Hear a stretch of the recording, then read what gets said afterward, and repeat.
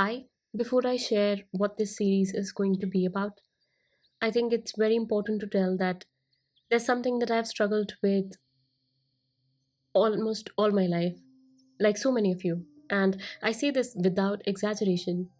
It's the mind, specifically the thoughts that it throws at me, almost relentlessly and ruthlessly, silently. It keeps shaping everything, the way I behave, the way that I sit and stand in the society, the way that I perceive myself and everything else. And these thoughts, they've overwhelmed me, they've entangled me and confused me, or I've even let them define me at times. And for the longest time, I did not know that I was trapped. Even when I was on the path of spirituality, even when I was practicing it all. But lately, something has shifted. I feel like I've hit a gold mine.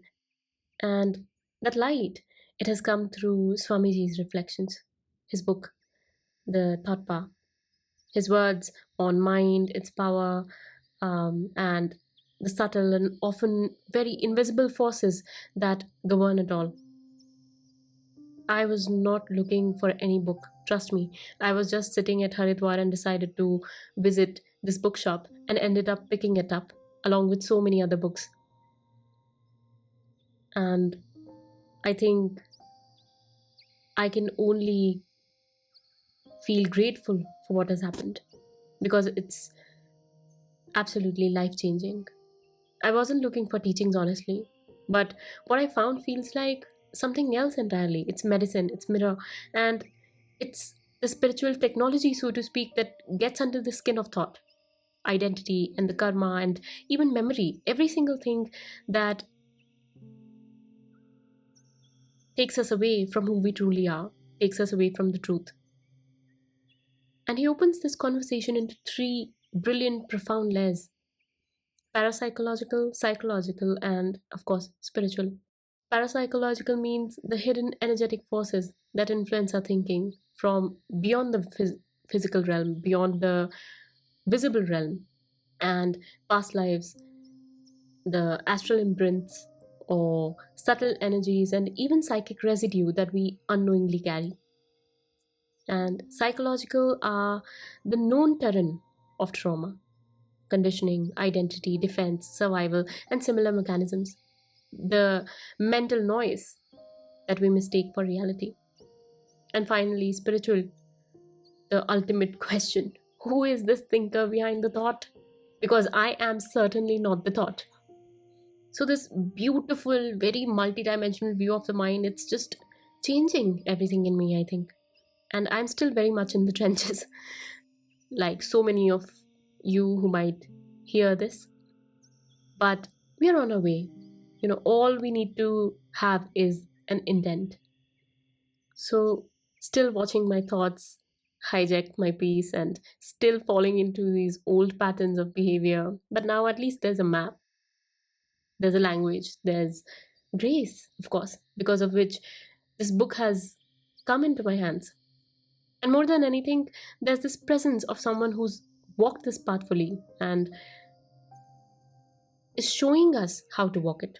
So I really want to share more of this with you piece by piece because I know I'm not alone in this.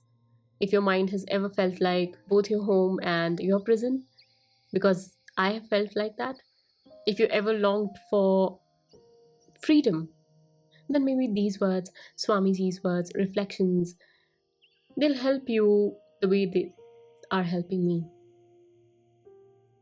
This isn't about just thinking positively. It's not, toxic positivity. It's more of a liberation and from the reflections of a yogi, a sage. It's more about reclaiming the inner peace, inner space that we often fill up with clutter, which are our thoughts. About remembering that we are not our thoughts, we are the silent, sovereign light watching them.